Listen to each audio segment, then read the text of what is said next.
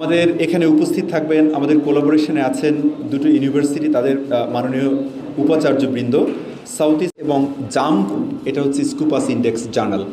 এবং আমি আবারও বলছি, আমাদের সঙ্গে কোলাবোরেশনে আছে আল আজহার ইউনিভার্সিটি মিশর, আমাদের সঙ্গে কোলাবোরেশনে আছে মর্গান স্টেট ইউনিভার্সিটি আমেরিকা, আছে সিডনি ইউনিভার্সিটি অস্ট্রেলিয়া, আছে বাংলাদেশের নর্দার্ন ইউনিভার্সিটি বাংলাদেশ এবং সাউথ ইস্ট ইউনিভার্সিটি।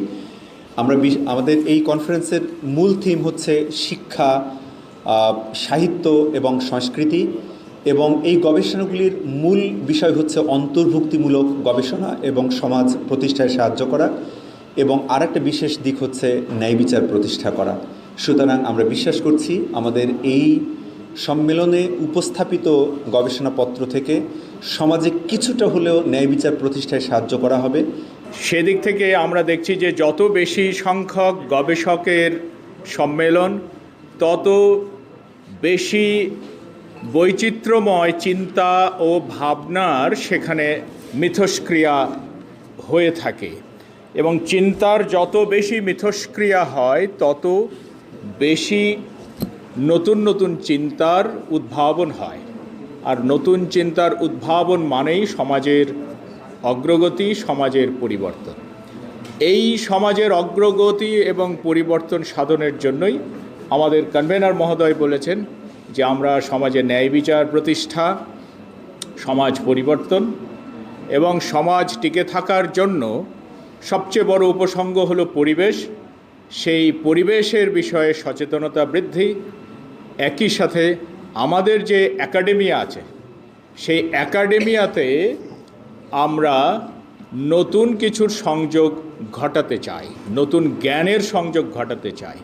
সেই উদ্দেশ্যেই আমাদের গ্রিন ইউনিভার্সিটি অফ বাংলাদেশের ইংরেজি বিভাগের এই উদ্যোগ।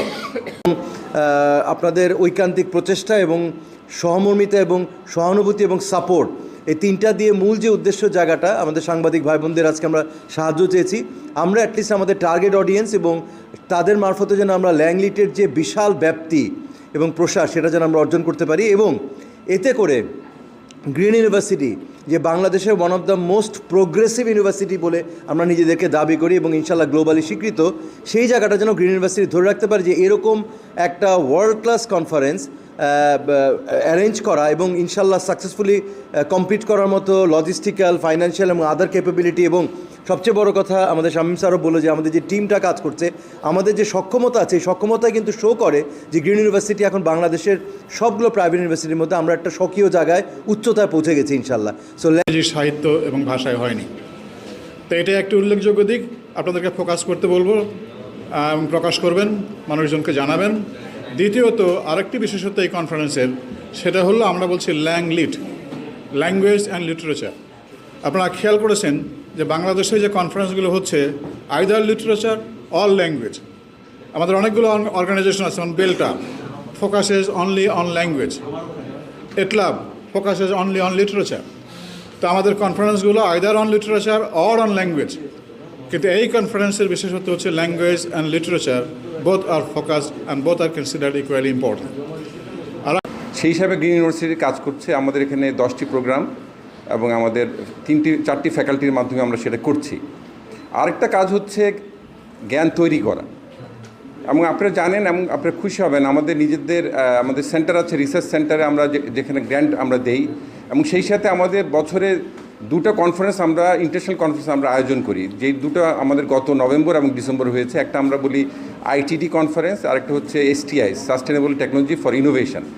তার সাথে এবার জানুয়ারিতে আমাদের নভেম্বর ডিসেম্বরে 2টি ইন্টারন্যাশনাল কনফারেন্স হওয়ার পরেও আমরা জানুয়ারিতে আরেকটা ইন্টারন্যাশনাল কনফারেন্স করছি, সেটা হচ্ছে আমাদের প্ল্যানেট ল্যাংলিট 2026।